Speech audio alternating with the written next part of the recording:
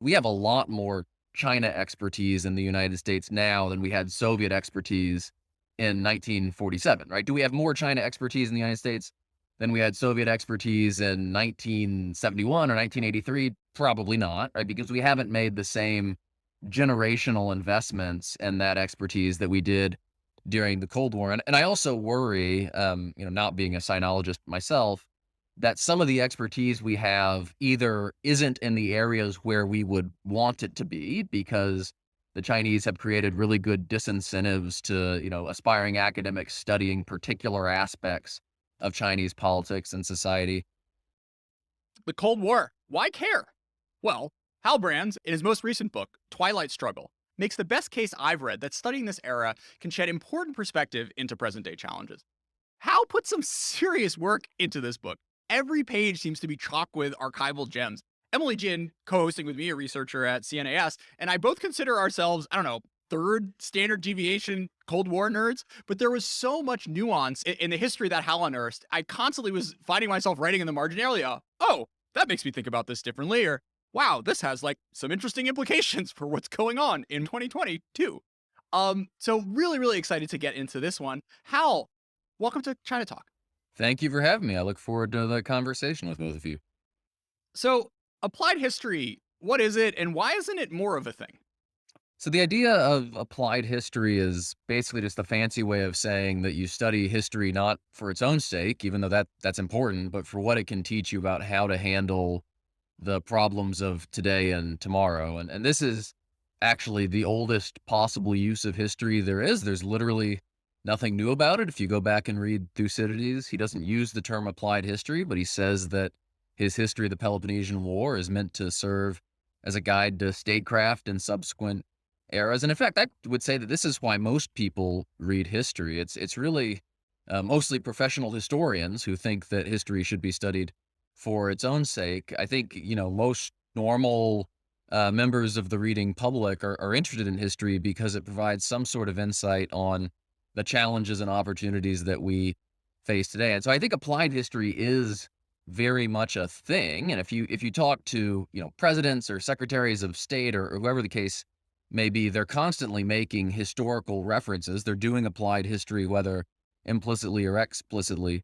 The challenge, I think, is that within the historical profession, there has long been a concern that doing history with an eye to shaping policy risks diluting or compromising the scholarly objectivity on which good history is supposed to depend. And I think that that's a fair point. And there are good examples of people who have allowed the quest for influence or whatever the case may be to distort their historical work. But I think there are ways of balancing that challenge. And in fact, I would say that it's hard for me to justify the doing of history if you're not trying to make a point that's relevant today.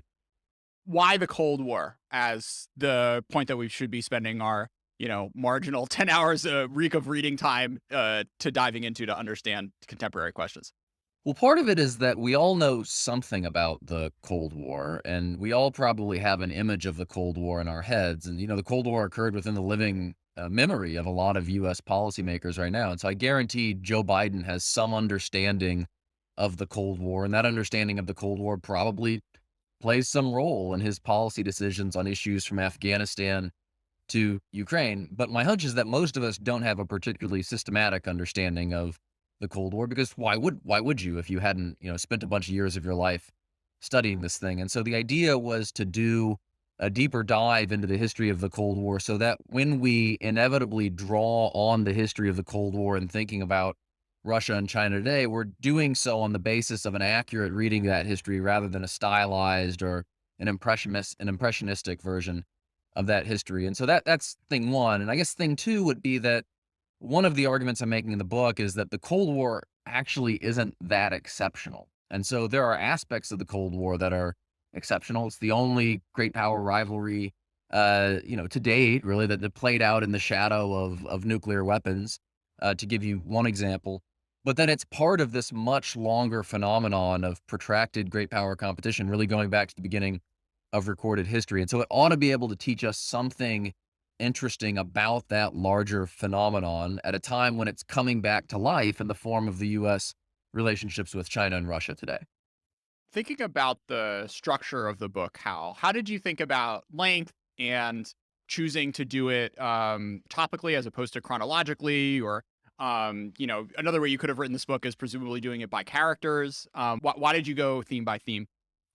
I went theme by theme for a couple of reasons. One was I wanted to make it relatively concise, and so I was worried that if I wrote, a 6 or 700 page history of the Cold War, that a lot of the insights that it might be able to produce for people who are thinking about this from a policy perspective would just get lost in the length of the narrative. And I also wanted a structure that would lend itself to really sharp analytical takeaways. And so doing it thematically rather than chronologically was helpful in that respect.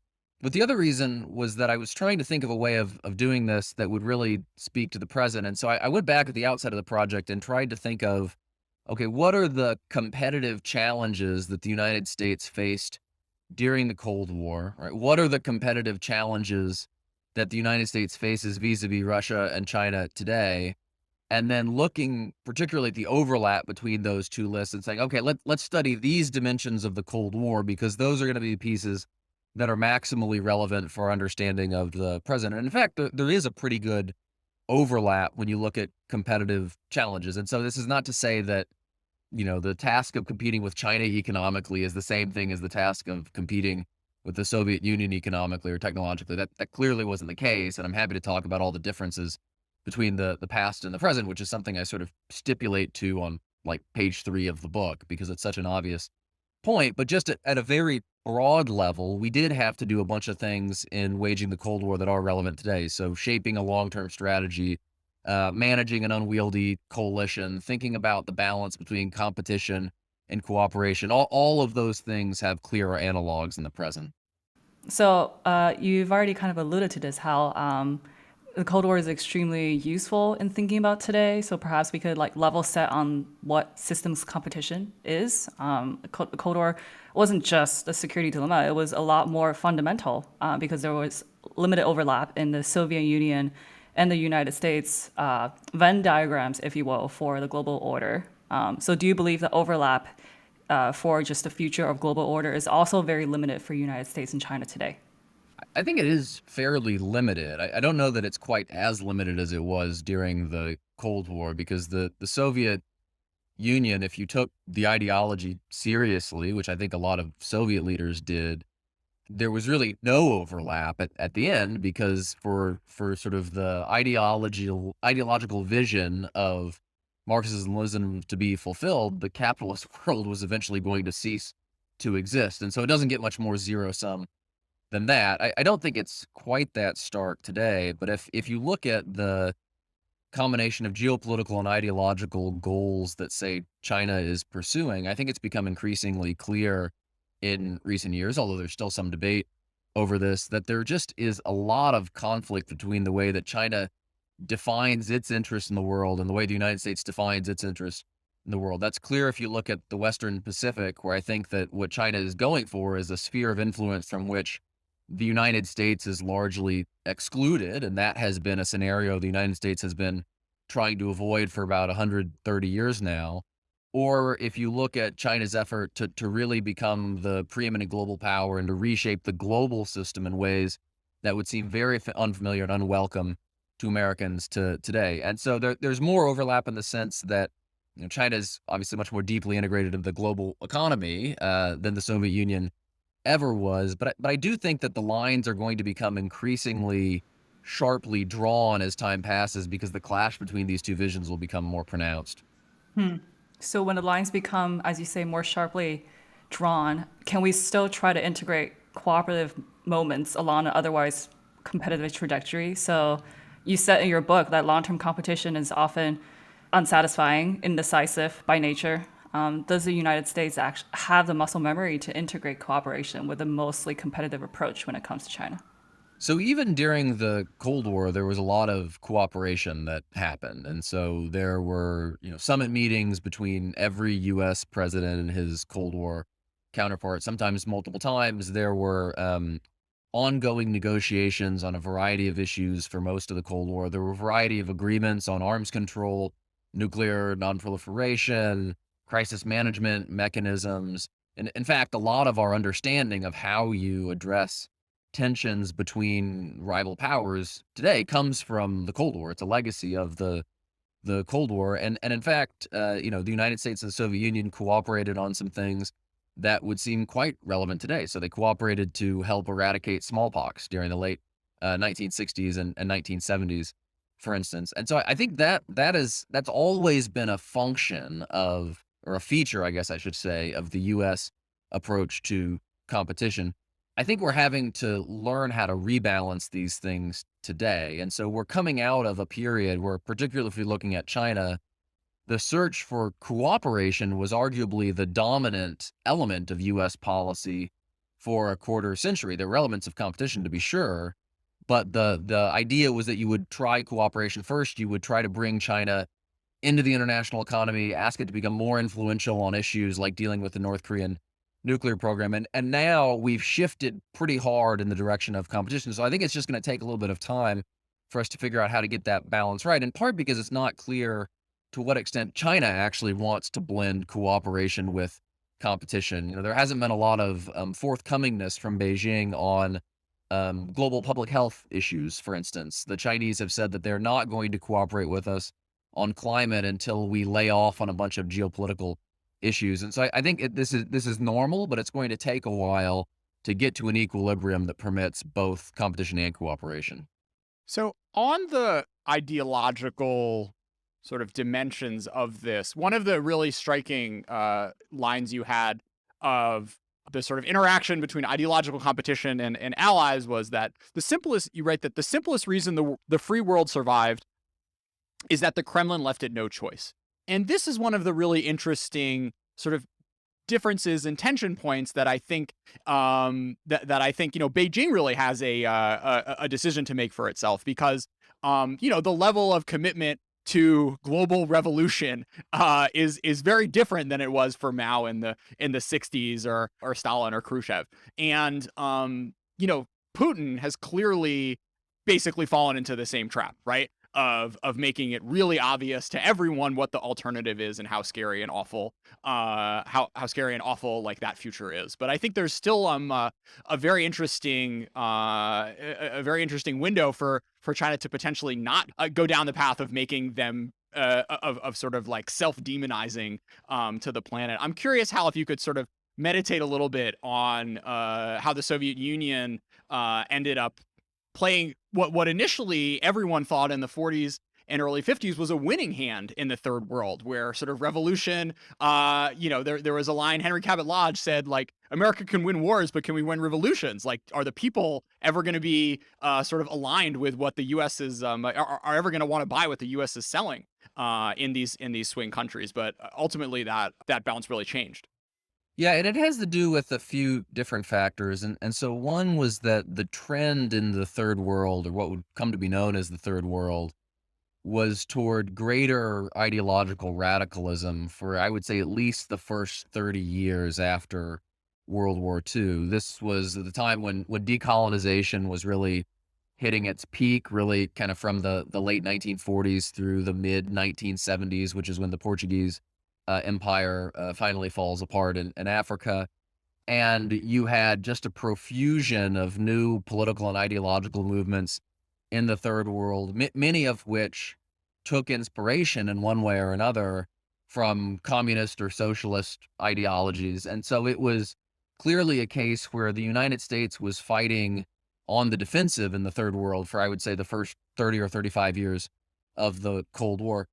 The other thing that I think is important to understand is that a lot of these ideologies were more attractive in principle than they proved to be in practice. And so the more that people in the third world got to know socialist economics or got to know Soviet influence, the less they liked it. And so this is one of the reasons why the tide eventually turns. And so by the late, let's say 1970s, socialist economics have been tried in a bunch of third world countries, and they've mostly produced disasters. You could look at Castro's Cuba, for instance, by this point, and there couldn't be a whole lot of illusions left about what an adherence to Marxist-Leninist principles would actually produce economically. And this was at the same time, by the way, that developing countries that had embraced more of a capitalist approach to development, even if it was one where the state had a significant role. So I'm thinking in Singapore, for instance, or in Taiwan or in other places,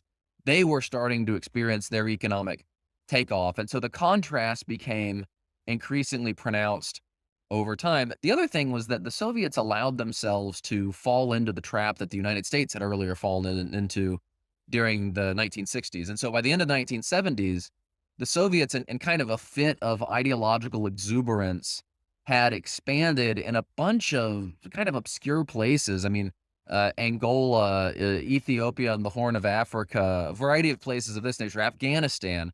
And in all of these places, once they got there, they found that either their proxies or the Soviets themselves provoked a lot of blowback by their very presence and their very heavy-handedness. And so by the late 70s, you see what is one of the decisive trends in the Cold War taking root, which is the emergence of anti-communist national liberation movements as opposed to, anti-capitalist national liberation movements. And that's a trend that the United States is able to capitalize on quite well during the 1980s. Yeah, I love you have a quote from Gorbachev being like, "Oh my God, what are we gonna do with these Marxists in East Africa? Like, I just want to wash my hands of them." But once you sort of start crossing the river, it gets a little hard to turn around. That's exactly right. And I mean, the Soviets, they had a combination of sort of power and ideological fervor by the late 1970s that put them in a position of expanding more or less everywhere they could, not realizing that a lot of these positions would be sources of weakness rather than strength.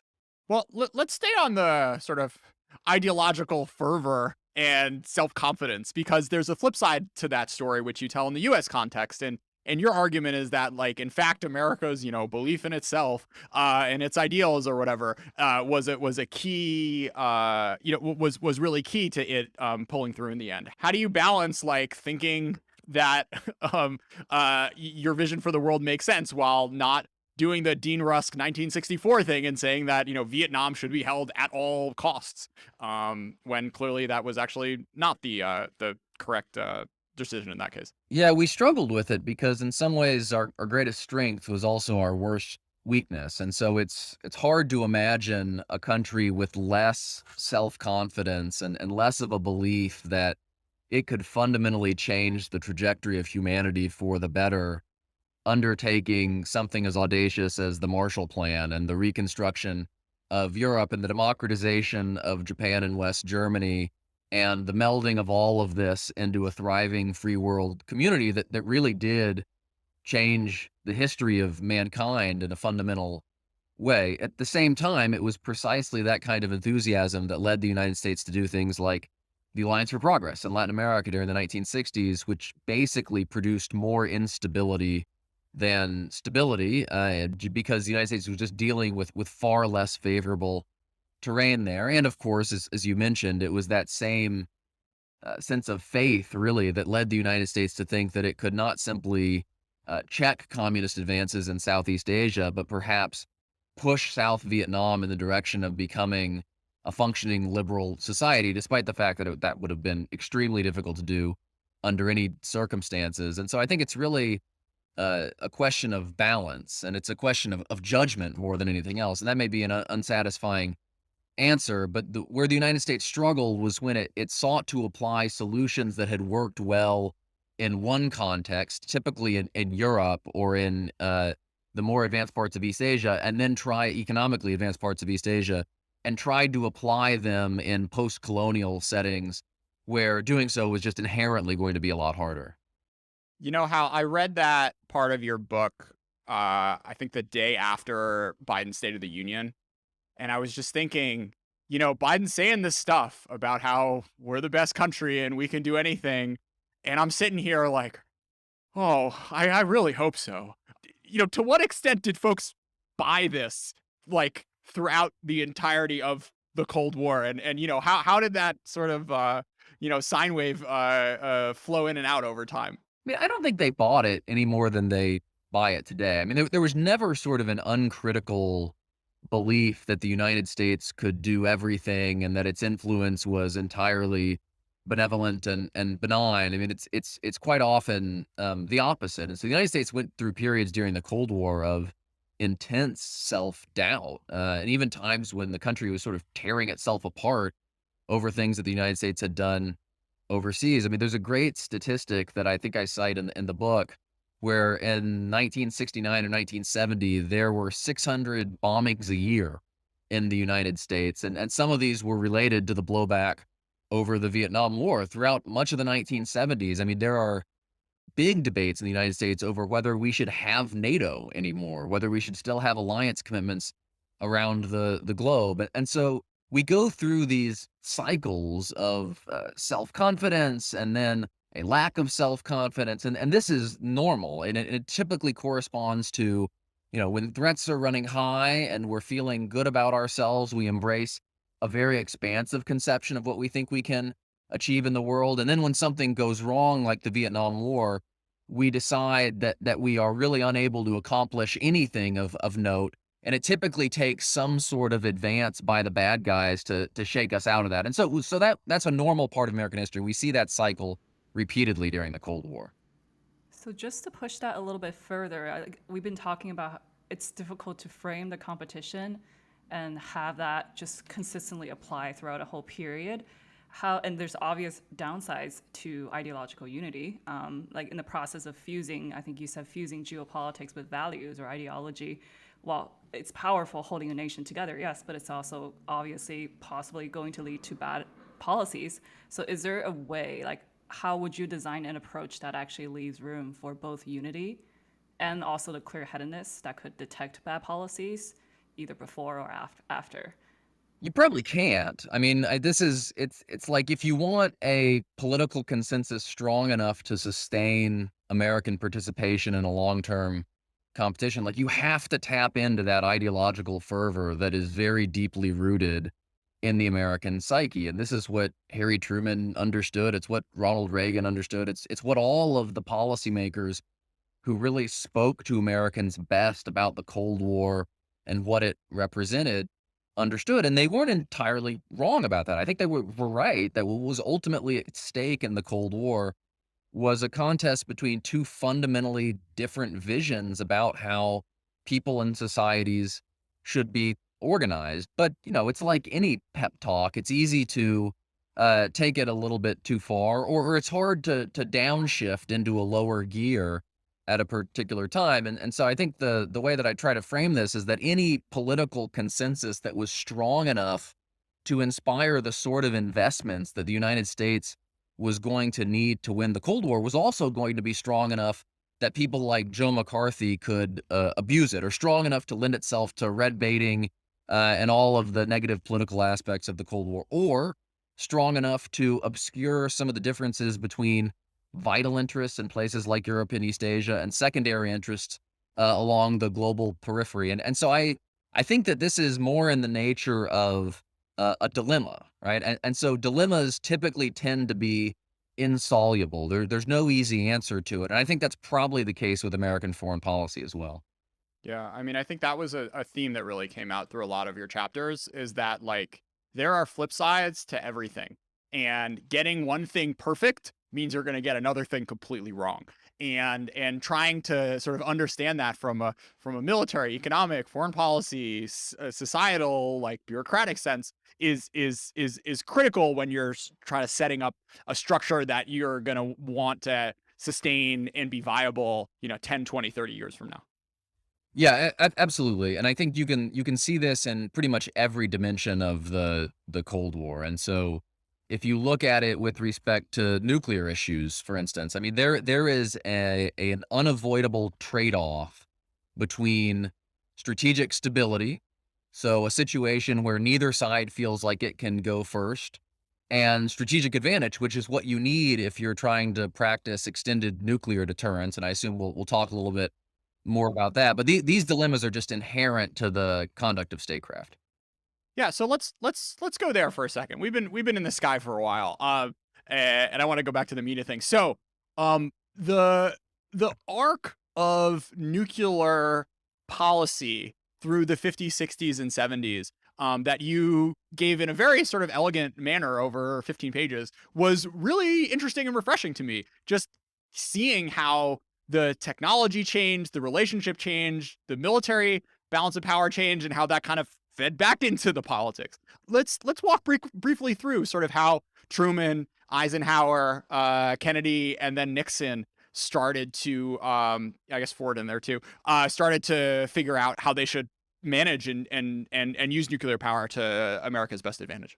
So maybe the way I'd put it is that every Cold War president understood that deterring Soviet attack, not just on the United States, but on its network of allies, was perhaps the fundamental strategic challenge. But what it took to deter, what it was perceived required to deter, evolved a lot over time. And so if you start back in the late 1940s, the United States had basically no ability to mount a conventional defense of Western Europe, but we thought it didn't particularly matter because the Soviets wouldn't risk war and because we had this nuclear monopoly. And so we would win any long war.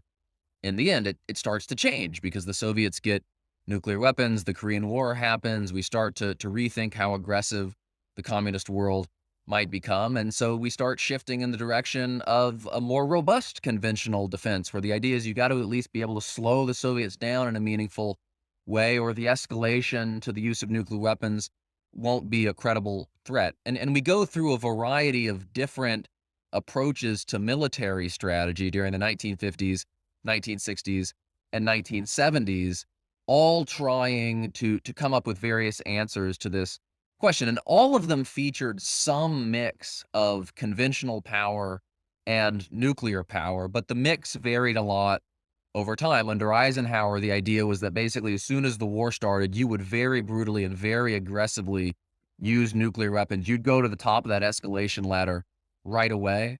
Under Kennedy and after, it's more of a flexible response strategy where you're going to try to at least fight conventionally for a while and perhaps then go to limited nuclear options before you kind of blow up the world.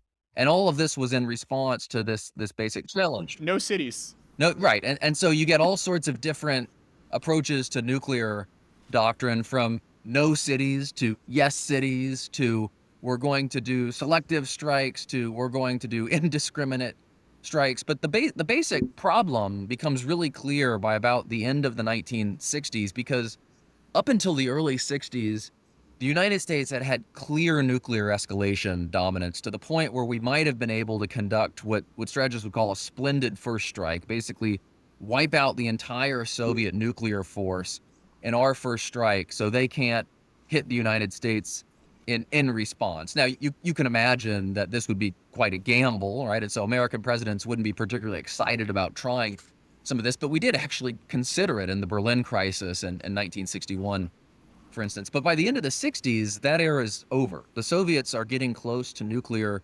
parity with the United States. And so you're into a situation where any use of nuclear weapons threatens to trigger a war in which the United States itself will be devastated. And if that's the case, then how can you credibly threaten to use nuclear weapons first in a war? And if you can't threaten to use nuclear weapons first in a war, then your conventional weakness on the Central Front starts to become much more of a problem. And so really through the 70s and 80s, I would say that American strategy is highly focused on trying to solve this problem. And we eventually get close to solving it through a mix of really, really accurate nuclear weapons that can hold Soviet command and control and nuclear forces at risk. And so, even in a nuclear conflict, we might be able to limit some of the damage to the United States by going after the other guy's forces. And then much improved conventional forces, particularly precision-guided munitions, stealth aircraft, and things that changed the balance on the Central Front in a revolutionary way. But it took about 40 years to get to that point. And so, when we think that deterrence was easy or automatic during the Cold War, that just wasn't the case. How another interesting wrinkle that you sort of came to light was the bureaucratic evolution. In the 1940s, like, they had no idea what they were doing, and it seemed like there was a real sort of flowering of bureaucratic initiatives and sort of reformulating. What structure did they land on, and what were the strengths and weaknesses relative to the other options at the time, and then how did that evolve evolved through the presidents.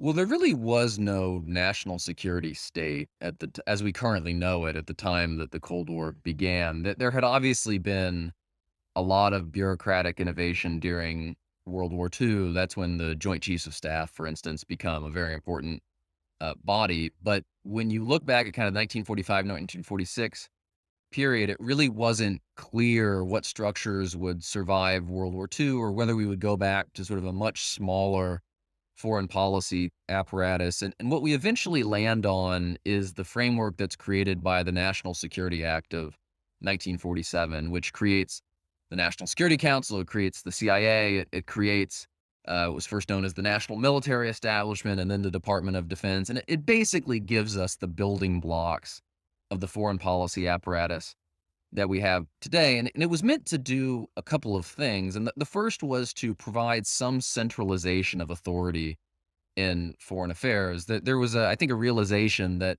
the American government really had never been optimized in peacetime before for presidential control of foreign policy. And that was going to have to change because the Cold War was essentially an extended national emergency. And so you needed greater executive authority in foreign affairs. You needed a more robust bureaucratic machinery to allow the United States to do the diplomacy and the covert action and the military stuff and everything else that went into competition. But at the same time, it was meant to do all this without fundamentally perverting the underlying constitutional framework. And so there's a reason, for instance, that the Secretary of Defense is supposed to be a civilian. And this is to ensure that even as we created sort of a more powerful standing military establishment in peacetime, we would maintain the principle of civilian control over the military. The National Security Council, for instance, is a mechanism for the president, an elected official, to maintain oversight of this vast bureaucracy, which you want to make sure remains responsive to the will of the voters. And whether it does or not is a debate that we often have. And there were a variety of other checks that were built into the system or checks that evolved along the way. And so when the CIA is seen to get out of control during the 1950s and 1960s, the response of Congress during the 1970s is to create strengthened mechanisms for oversight, like the House and Senate intelligence committees. And so what you see over the course of the Cold War is kind of a continual evolution of the national security state in response to shifting needs of the moment. So when the third world becomes a big challenge for the United States, we create USAID and we create the Peace Corps and a lot of other organizations that are focused on that particular challenge. But the evolution is also a way of sort of keeping in balance all of the imperatives of foreign policy in a democratic system. It's interesting thinking about that in the contemporary context. I guess I have shorter, a relatively short memory, but it seems like there hasn't been a whole ton of bureaucratic innovation in response to the China challenge. I mean, you have in 2022 the CIA director saying, "Oh yeah, we're gonna do a China initiative and hire some people who speak Mandarin." I guess like FIRMA kind of counts, but this ball seems to have only just started to get rolling in the contemporary I context. think there's a few things going on here. And so one is that we are not starting from scratch this time around, right? So in the early Cold War, like we didn't have a CIA even, and so we had to build one, right? We didn't have a National Security Council, so we had to build one. And so now when we think about those particular areas of competition, the question isn't so much one of like creating something from scratch. It's, more the rearranging the chairs of the Titanic approach, where we're going to need new directorates at the National Security Council to focus on technology and to give Asia greater weight relative to other parts of the world. It's reallocating resources within the CIA. And so the degree of, I don't mean to understate the degree of innovation that's needed, but it's less than it was in 1947. The Yeah. second thing, interestingly enough, is that some of the bureaucratic innovations during the Cold War were so successful that they went out of business. And so the obvious example here is the U.S.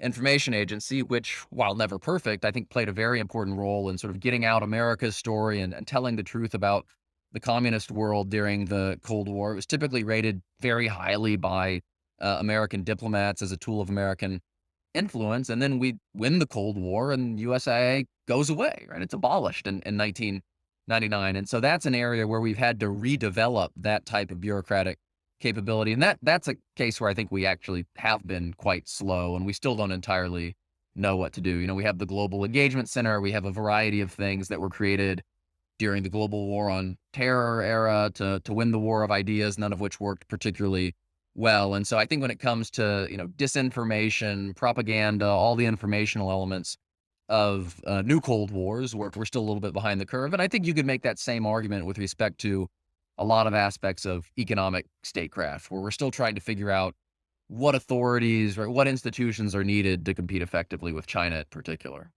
Oh, I'm glad that you brought up the piece, the information agency. That was one of the great factoids that I really enjoyed about your book. I do wonder if either the hesitancy in developing a like similar agency right now is because of the other point you mentioned in your book, which is the moral sustainability of political warfare or a longer term competition.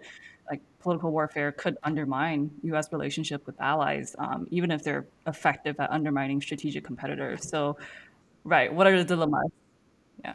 Yeah, and I'd draw a distinction between the sort of activities that USIA undertook and then some of the harder edge political warfare, right? So political warfare is kind of anything you do to divide your adversaries or destabilize them or otherwise kind of throw sand in the gears and make their lives harder. And USIA programs absolutely did that, right? And so even if you had like a library in East Berlin that normal East Berliners could access, in some ways that was a tool of political warfare because it gave people access to perspectives that they wouldn't otherwise have had, and it essentially helped to break the communist information monopoly. And so that was considered to be subversive to the other side. But there were sort of much harder edged versions of political warfare that the United States pursued during the Cold War. Some of them worked really, really well. And so, supporting anti-communist insurgencies in Afghanistan or in Nicaragua, these were some of the more successful policy initiatives in the 1980s, and they played a really important role in showing how weak and overextended the Soviet Empire had become. Other initiatives worked really, really poorly. And so there were a variety of cases in the late 40s and early 50s where the United States essentially worked sometimes with the British to parachute Albanian exiles or Ukrainian exiles or whatever it was back into where they had come from with the idea that they would link up with anti-communist resistance forces. And pretty much all those people got killed or captured, and unfortunately, in part because Kim Philby, the notorious British spy, had access to a lot of this information, was passing it along to the Soviets. And if you're talking about, kind of the question of do you try to incite upheaval, political upheaval, violent upheaval in an enemy state or in an enemy empire, I mean, there are some obvious moral dilemmas that are associated with that. And so, should you encourage Ukrainians to fight in a bloody insurgency against Russian occupation today if that's going to result in a lot of Ukrainian deaths, and that you're not coming militarily to rescue them? That's a fraught question. There were parallels in the 1950s. Should the United Yeah. States have encouraged Hungarians to rise up and revolt against the Soviet Union in 1956, knowing that there was no chance the United States was going to come to the rescue? And there were different opinions on this question within the Eisenhower administration, for instance. And so political warfare can be very valuable as a way of exposing your opponent's weaknesses or making them do really unattractive things, but it certainly comes with moral costs and human costs as well. So, picking your allies, and sort of the tolerance that you have for um malfeasance among your sort of rotating cast of tin pot dictators that the U.S. had to or decided that it had to link up with over time. What do you think are the sort of key contradictions in that sort of thing? Because it's not like in every case, you had the origin of NATO of, Europe begging to have NATO be a thing that existed, right? I think the initial instinct of most American policymakers was to stay as far clear of the third world as they could, precisely because of some of these dilemmas. And so the Truman administration initially tries to keep its commitments pretty limited outside of Europe and East Asia. But there was this problem, which is that you just couldn't kind of cleanly divide the world like that. And so if you wanted to rebuild Western Europe, you needed oil from the Middle East. If you wanted to rebuild Japan, you needed resources and markets in Southeast Asia and elsewhere on the Asian continent. And so, if you were going to hold the places that really mattered to you, you also had to hold some places that might have mattered less. And the problem was that in a lot of those places, so if you're talking about Southeast Asia or the Middle East or Latin America, there were higher degrees of political instability than there had been in Europe in the late 1940s or Japan in the late 1940s. And so you often found yourself in a position where the alternative to some communist insurgency or some Soviet leaning movement wasn't a nice liberal Democrat like Konrad Adenauer. It was the Somozas in Nicaragua, or it was some equally distasteful dictator in Southeast Asia. And so this was a problem that people like Walter Lippmann had foreseen from the outset. And in his book, The Cold War, which was published back in 1947, Lippmann basically says the problem with containment is that while it might work well in Europe, it's going to work a lot less well in places where the moral merits are more ambiguous and where the allies that you're working with are more unsavory. And I think that was right. I mean, I think it is a genuine. I'll put it this way. I don't think it's fair to simply condemn the United States for working with bad actors in Iran or Guatemala or any other place. I mean, I think you have to recognize that there is a genuine policy dilemma here.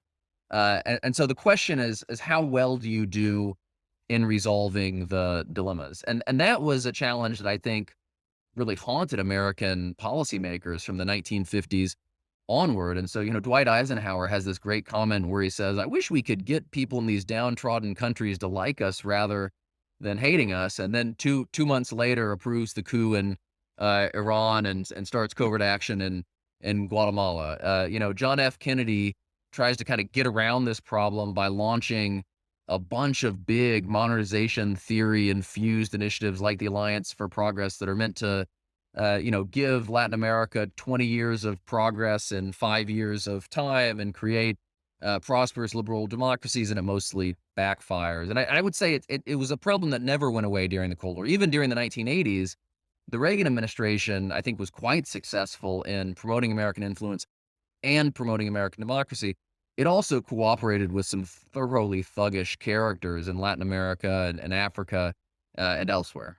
Yeah, I mean, I think this for me is this sort of central dilemma is right. As on the one hand, you get the Vietnam War, right? And that's sort of driven by this ideological fear and sort of worry that if we screw this up, the whole world's gonna know that we're a paper tiger and sort of America doesn't stand for anything. And then you get these conversations that you bring to light very well through this archival work that you've done of the leaders basically saying, oh, these are trade-offs that we can make and that we have to make because, there's a bigger bad behind all of this. And we got to make sure that we're doing everything we possibly can so that, Marxist-Leninism doesn't take over the planet.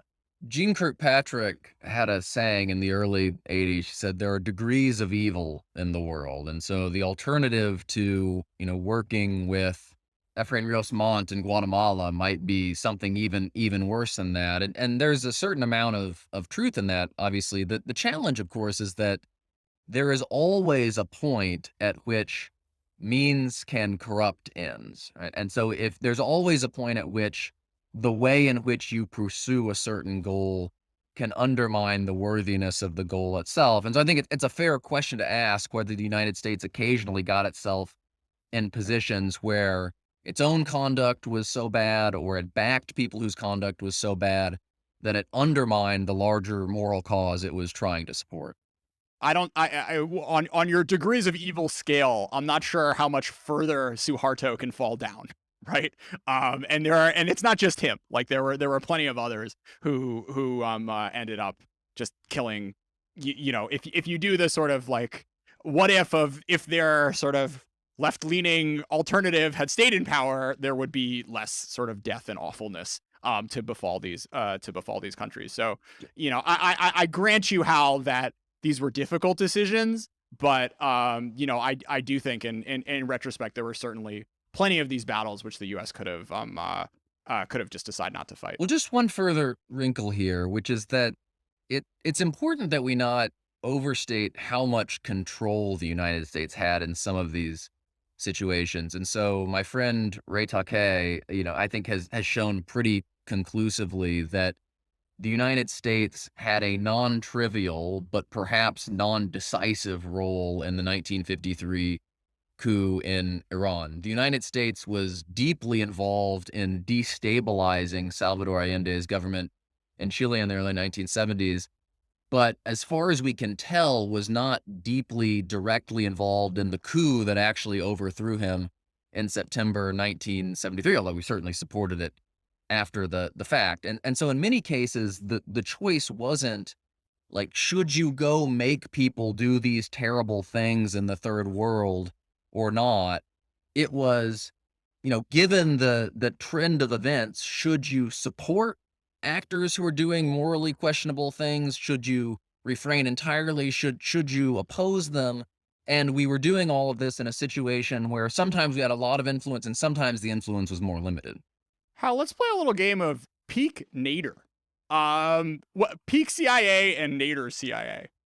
I would say peak CIA is something that a lot of people would disagree with, which is actually a pretty good understanding of Soviet weaknesses over time. And so the rap on the CIA is that it totally missed the coming collapse of the Soviet Union and that it overestimated the strength of the Soviet economy. I think that's wrong. I think the Soviet Union had weaknesses that were quite accurately revealed in CIA reporting, really from the 1960s onward. And I think that a lot of that reporting played an important role in the policies of people like Ronald Reagan. And so I would give the CIA a lot of credit for that. What was the CIA's low point during the Cold War? Well, we just talked about, some of the third world escapades that the CIA was involved in. And there were, some goofy assassination plots, like we're going to get Castro with the exploding cigar or something like that.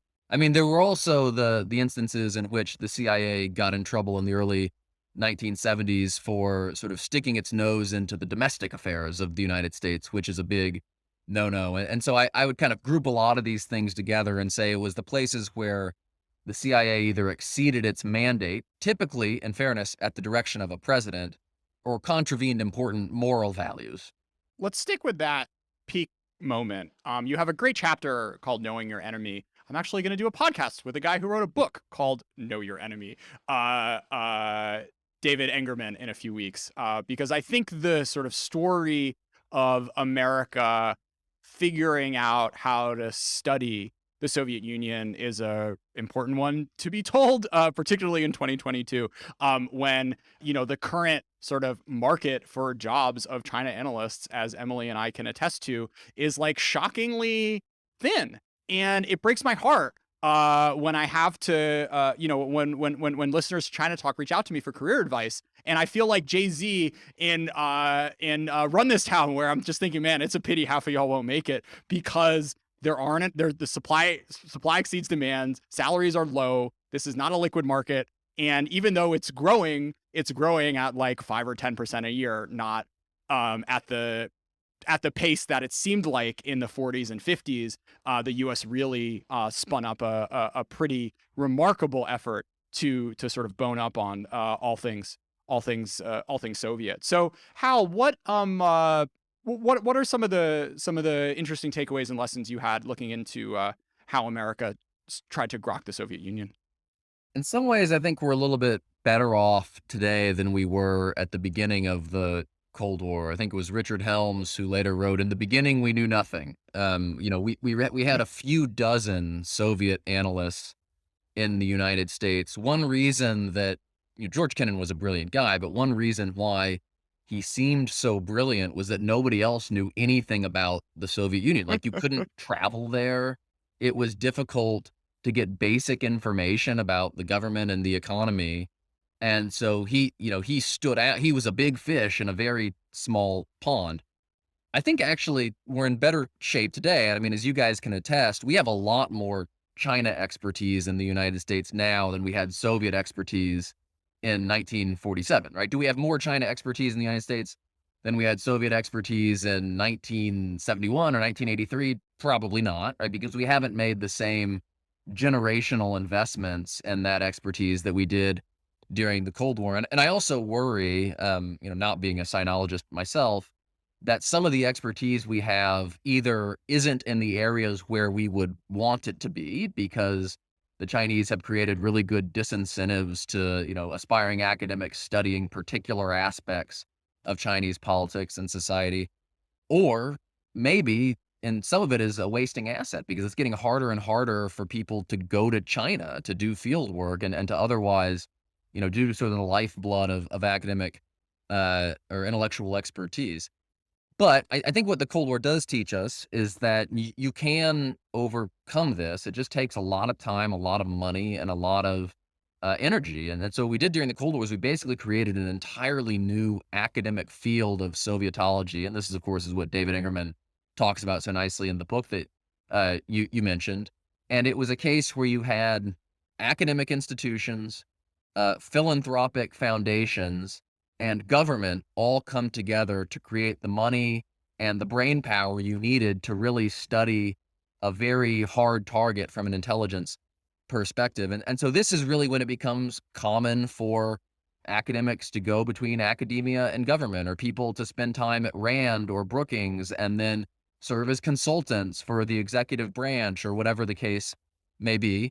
And over time, I think the strength of that arrangement was, one, we created a very deep pool of Soviet expertise. We didn't always have all the expertise we needed, and I'm not claiming that the record was perfect in any event, but we also created a nice ecosystem where real debate could occur. And this was one of the great differences between the US and the Soviet approaches to intelligence. I mean, the Soviet Union was clearly better than us at human intelligence, for instance. They were terrible at analysis because there was no incentive to engage in honest debate or honest criticism within the Soviet government. It was different in the United States. We had sort of a decentralized approach to intelligence in a way that would pit different intelligence institutions against each other. You had outside experts who could argue with the government when they thought the government was getting things wrong. And overall, if not in every circumstance, I think that improved our hit rate over the course of the Cold War. Hey, Rockefeller Foundation, you guys got $50 million laying around? If you want to fund the next generation of scholars, Hal, you alluded to this being really expensive. It's actually not that expensive to fund a few dozen tenured faculty positions and give folks grants to do language training and whatnot. It just seems to me one of these big, just like a really big return on investment thing, because as you alluded to, Hal, what has been incentivized in academia, like the topics to study, have not been thinking about Chinese foreign policy, thinking about elite Chinese politics. Some people, I guess, are thinking about PLA stuff, but it's a very small percentage of the folks who've been much more focused in sort of following the positive sides of post reform and opening China and thinking about trade and investment and whatnot. And the fact that there hasn't been much room in academia for folks doing Pekingology and sort of writing about the party is a real misstep. And I think that something that hopefully both U.S. government and philanthropic money starts to address in the near future. That's right. It's expensive for you and me. It's not expensive for the US government or billionaires, right? And so there is money out there for this, and it doesn't matter how much military power you have, how much economic power you have, if you can't direct it and use it effectively. And so one of the things we eventually figured out during the Cold War was that it cost more not to have this expertise than to have it. And it's interesting, by the time you get to the later parts of the Cold War, in administration after administration, you're seeing sort of specific cases of this payoff, right? And so you look at Yeah. Zbig Brzezinski, the national security advisor under Carter, a product of American Sovietology. Richard Pipes, right, a product of American Sovietology. Jack Matlock, same deal, who are running incredibly important parts of U.S.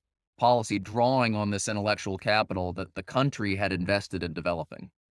I actually have a 30,000 feet question that's also related to this. So, one of my hypotheses of why there might be a lack of super concentrated expertise that's going into this or analytical energy, besides everything that you mentioned, which I agree with, which is this idea of maybe the United States has forgotten how to deal with tragedy. So I'm specifically thinking about your 2019 book with Charles et al., where you talk about the Athenians looking at tragedy as a vehicle for collective action.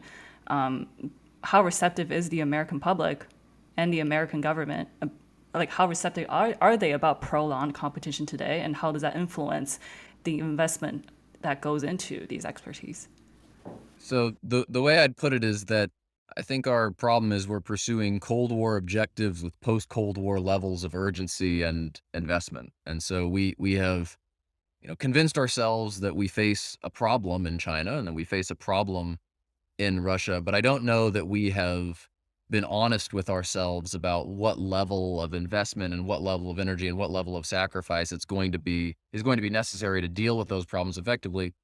Perhaps because, as you say, we've forgotten how bad the penalty is for getting these things wrong in a way that, say, the World War II generation would have found much more difficult to forget. Now, maybe the Ukraine crisis is helping to remind us of this a little bit, and the Chinese seem determined to remind us of it with some of the more outrageous things that they do. But I do think this is a real problem, and so it's one thing to say that you're doing great power competition. It's another thing to do it effectively, and I think we're a little bit between those two things at the moment. Yeah, it's interesting. I had the same instinct too, Hal, when the war broke out, and then you see the State of the Union, and there's not. It's more along the lines of the Bush post 9/11. Go, buy a car and shop at your supermarket. Not, you all got to learn Chinese. And and really think about how you can sort of serve freedom in your own in your own special way.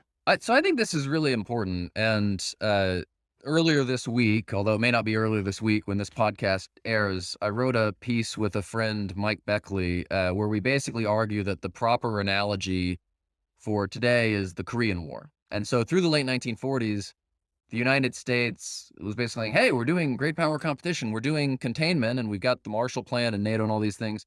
But our strategy was actually woefully incomplete. I mean, we had no ability to defend any of our new allies in Europe. We hadn't brought Japan and Germany, West Germany, back into the free world in any meaningful sense. And it's the Korean War that catalyzes a lot of this because it reminds people that the danger of global war is actually real, and so it strips away a lot of the prior constraints on US policy. And so in about a 6-month period beginning in June 1950, the North Atlantic Treaty becomes the North Atlantic Treaty Organization, a real alliance with an integrated command structure. The US decides to send troops permanently to Europe to anchor that alliance. We get agreement in principle to rearm West Germany and bring it into the defense of the West. We neutralize the Taiwan Strait with U.S.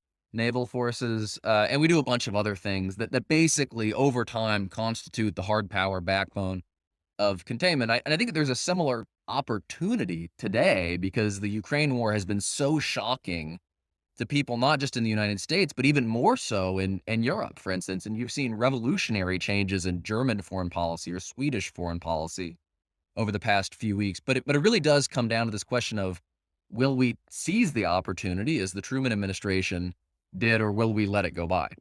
We've done a lot of we talking on this, and I apologize for my non-American listeners here. But I think in particular how, like, my sense is it's going to take Americans dying for something like that to happen in really changing the domestic context. And the equivalent of Europeans dying is happening today, even though, Ukrainians are not in the EU or whatever. But like, you have that level of 1950 Korea. All of a sudden, they're pouring across the Yalu River. Like, what are we going to do now? But I think that hasn't quite landed in the American domestic political context in the way it clearly has in Europe. And in fairness, the United States is not involved militarily in Ukraine in the way it was in South Korea, and so we haven't had our own Yeah. Task Force Smith moment. We haven't had our own Chinese intervention moment in the way that we did in 1950. Economic determinism. It seemed like a lot of these the chapters, there came a point in them where like America was just a lot richer and a lot more technologically advanced, and that kind of changed the game. And we can talk about Kissinger deciding to like handle the six the Yom Kippur War and this that or the other way, but at the end of the day, the sort of balance of the offering America had to the rest of the world and to the Soviet people just by being, by having like a GDP per capita, which was like, multiples ahead of what the Soviet system could offer its people, seemed to be just like the trump card that a lot of these debates ended up coming down to. How much of that ended up, how much of all of this sort of playing around the margin stuff matters relative to just like making sure that you're the richer country than your adversary? Well, being rich, powerful, and attractive is rarely a disadvantage in geopolitics as in life. And so you definitely, I mean, it's a really important point that the United States had a much larger margin for error than the Soviet Union did because of all its innate advantages. Now that said, the Well, Cold well, well, they weren't innate, right? I mean, it was it's you got to the point of being the richest country in the world. I mean, yes, you had a bit of an edge, starting at 1947 or whatever, but the gap increased dramatically over time. Well, I mean, yes and no, right? I mean, so in 1945, the United States had half of global production because the rest of the world had been destroyed in World War II, and so Sure. the story of the first 25 years of the Cold War is everybody else catching up with the United States. But for the most part, that's a good thing because a lot of the countries catching up with us were Japan and West Germany and allies, right? And so that actually strengthens us in the Cold War. And so I think you can make the argument that so long as the Western world held together, it was going to win in the end because the power imbalance was so severe. But it wasn't a given that the Western world would hold together. I mean, the Western world could have, fallen apart in the late 1940s if you had had economic collapse in Western Europe and a bunch of communist parties had come to power. It could have fallen apart in the early 1950s had you not strengthened NATO and sort of fortified the hard power backbone of the free world. There are a variety of times in the 1970s, for instance, where it looked like the Soviet Union was getting the advantage. And so, no matter how rich and powerful and attractive you are, there are still going to come these critical junctures where it takes good, bold decision making or prudent decision making to get what you need. And so I think we can be comfortable with sort of both aspects of this interpretation. Hal, speaking of critical junctures, what are your favorite hypotheticals that you stumbled on uh, throughout all this reading? That's a really interesting question. I mean, I think one of the most interesting counterfactuals out there is it's not actually mine. I think Fred Logevall at Harvard has probably thought the most about this is what if Kennedy is not killed in 1963? And do you get a Vietnam War that looks the way that it does? And he argues that the answer is no, that Kennedy would have withdrawn from Vietnam as things got increasingly grim in 1964, 1965, because he was more comfortable in his own skin and he would have been able to take the hit. I don't know whether that is true or not. I'm a little bit more dubious of that. But nonetheless, I mean that was a critical turning point at which kind of almost a freak occurrence, Kennedy's assassination, potentially makes a huge difference. You can think of other ones as well. It was not predetermined, for instance, that Gorbachev would ultimately come out on top in the succession struggle that follows the end of the Brezhnev era, when these old Soviet leaders finally finish dying in the mid 1980s, and you get a transition to a younger cohort. And so that's certainly another critical one. Not because Gorbachev was the Gorbachev we remember from the outside. He was not, but because he was ideologically flexible enough over time to realize that his early policies weren't working and shift dramatically in some directions that ultimately proved fatal to the Soviet Union. And so those are two of them. I'm sure there are others that are equally consequential. You could ask a similar question about the post-Stalin succession struggle. And so Yeah, what Beria, I was if thinking of. Beria manages to win that, and what if it is actually true that he planned to pursue a settlement of the German question in the mid-1950s? I mean, you might have had a fundamentally different Cold War, and so that would be a third one I guess I would add to the list. Emily, do you have a favorite? It might be the Kennedy one. What about you, Jordan? Did you have one in your mind? So mine was Sino-Soviet split. If that like actually really turns into a war, you have this wrinkle that I've seen in a few other books of like the Soviet Union in 1969, like some guy walking over to the American embassy being like, "Hey, if we like nuke the crap out of China right now, what would you think about it?" Which is just just to give you a sense of how real that was and how fed up and scared the Soviet Union was of where Mao was heading in the late 60s. The funny thing was we actually asked the Soviets the same thing in 1964, and so, right before the first Chinese nuclear test, I think it was Mac Bundy went to go see, I guess it was Dobrynin, the Soviet ambassador, and basically said, "Hey, would you be interested, notwithstanding this whole communist solidarity thing, in doing a joint military assault on China's nuclear installations?" And the Soviets say, pass." But then 5 years later, they were asking us basically the same question. And Kissinger was like, we got something else up our sleeve," which was a pretty crazy twist to all of this, of course. But of course, it was in some ways, it was that question that was asked, I think, by the second or third secretary in the Soviet embassy in DC that catalyzes some of the discussions that ultimately lead to the US opening to China. I think that until you had the clashes in 1969 and we realized how worried the Soviets were, it had not quite dawned on Kissinger, maybe in a way that it had dawned on Nixon, how much opportunity there was here. Hal, in your time roaming around the crates, like who rose and fell in status in your mind? Executed really well, did stuff super poorly.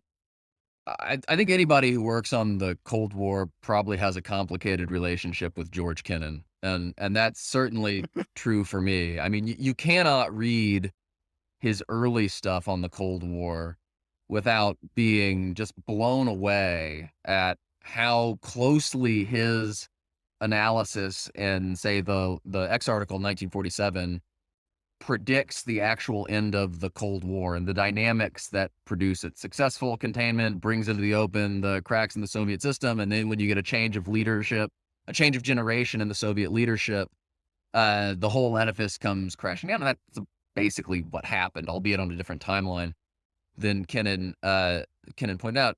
And then he manages to get like everything else wrong over the course of the Cold War, right? He's against NATO. He's against the formation of NATO in 1949. He becomes a bitter critic of U.S. policy writ large, really from the 1950s onward. He backs these crazy disengagement schemes from Europe that would basically have turned Europe over to the Soviet Union. I mean, that wasn't how Kennan intended it, of course, but I think that would have been the effect. And by the 1970s, he's kind of calling for the United States to adopt a quasi-isolationist foreign policy because he's so horrified at all of the excesses of Cold War statecraft. And so Kennan sort of goes up and down in your estimation when you work on this period because you become more impressed by the things that he gets right, but it reminds you that even really, really smart people get some important things wrong as well. Were there particular eras or people or bureaucracies that you thought had like really good writing and really poor writing? Because there were some CIA quotes where they're just like, "Oh yeah, like we're gonna do stuff like the walls of Jericho." I mean, there was some like very kind of off lines in there. I guess it's hard to generalize. My sense is that any bureaucracy has a wide range of good and bad writing, just as any bureaucracy has a wide range of good and bad intellects and good and bad analysis. And it's probably the good stuff that sticks out to you a little bit more when you're on hour 9 of rummaging through the archives as opposed to kind of the typical boilerplate. I've heard it argued that the quality of staff work in the US government was higher in the 1940s and 50s than it is today. This is a point that Phil Zellico makes, for instance. I don't actually know that that is true. And in some ways, I think it might be the opposite because we were drawing on a much smaller segment of society and recruiting people for the federal government in the 1940s and 1950s than we are today. But nonetheless, that's an argument that people have made. Yeah. And it's also the sort of thing when you read the really old stuff is like, we have more numbers now. And like numbers can be helpful when thinking about things. And you read you read the old Kennan stuff and like, I guess there's a time and place for sort of like thinking big thoughts about like the nature of nations and whatnot. But when you go one level down, just sort of the amount of data that is out there for people to try to wrap their heads around is so much more abundant, which allows you to kind of, get the resolution a little higher when you're looking at these The questions. other thing to keep in mind is that when Kennan was writing in the late 1940s, there was so much more plasticity in US policy than there is on a normal basis. I mean, a lot of these patterns that we've become accustomed to over the last 75 years, dealing with an entrenched alliance in Western Europe didn't exist in 1947. And so there was more room for kind of big think, first principles analysis back then than there was later, just in the same way that there's more room for big think, first principles analysis in the first 6 months of a presidential administration than there is in the last 3 years of a presidential administration.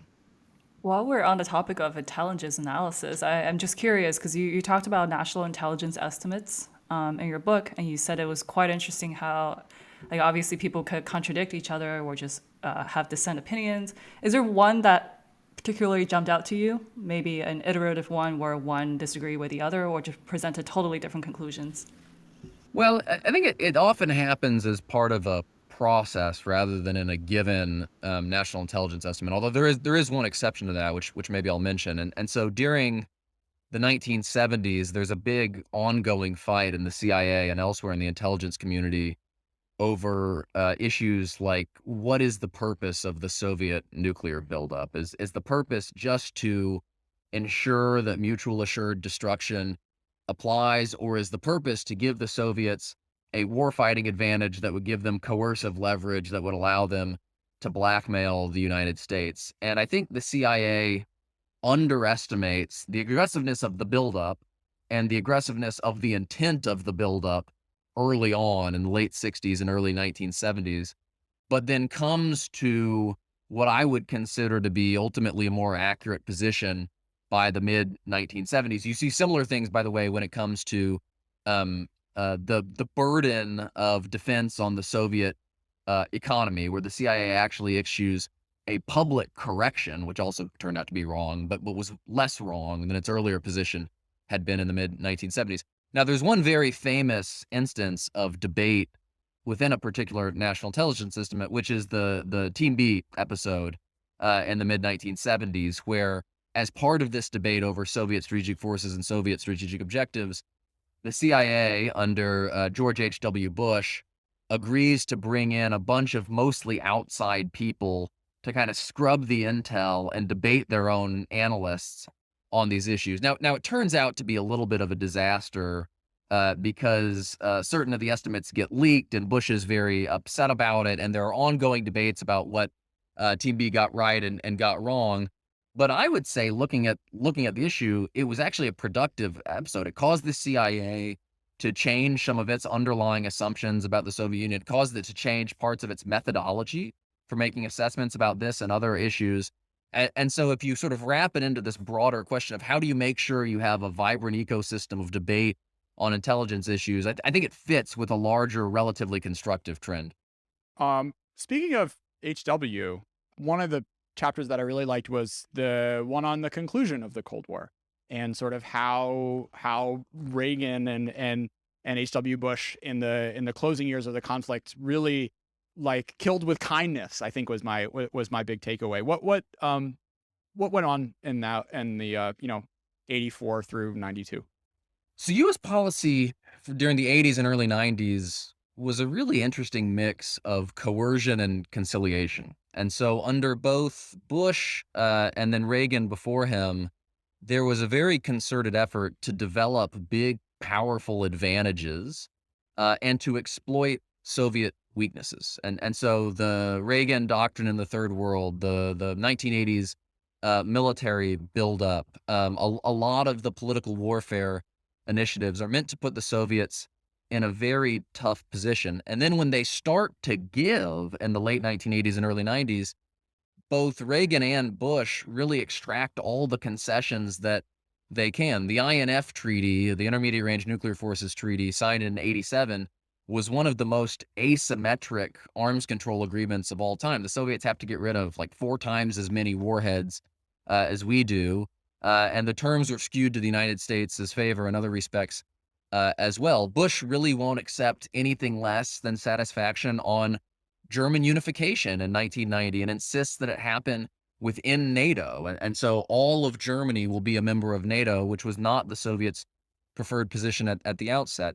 And one of the reasons they were able to get this is because Soviet power was collapsing and because they were playing pretty ruthlessly, but they were also going out of their way to making sure that they did not humiliate a weakened superpower and to give Gorbachev the sense that he could strengthen his own prestige, he could strengthen his own position through a partnership with the West. And so Reagan uses a lot of pageantry at summits and things like that to send Gorbachev the message that if you change Soviet foreign policy in ways that we deem constructive, you will be welcomed back into the world as a legitimate member of the international community. Bush goes out of his way to portray Gorbachev as a partner in the diplomacy surrounding German unification in 1990 for exactly the same reason. And over time, Gorbachev comes to see that his best alternative lies in giving the West a lot of what it wants because it's giving him some of what he needs as well: prestige, economic resources, and other things. And so it's ultimately a pretty ruthless policy. I mean, we get everything we can out of Gorbachev while he's still in power. But one of the reasons that it's acceptable to Gorbachev is that we treat him with a lot of kindness as well. Yeah. I mean, thinking about that and the lessons is the war in Ukraine, right? As hard as it is, like Putin's gonna unless he gets toppled, which maybe that's a 10% chance. Like he's gonna be the one that's gonna end this war. And thinking about sort of the lessons from that moment of figuring out how to give folks off ramps is a tricky thing to think about, especially when you see images you do when you see the images you see on TV, but is I think one that's important when understanding how conflicts end. And it's particularly difficult because you've got to create enough pain that Putin wants the off ramp first, but then offer the off ramp once he believes that it is desirable to take it. And that Yeah. balancing act is particularly tough. Hal, let's close with some book recommendations.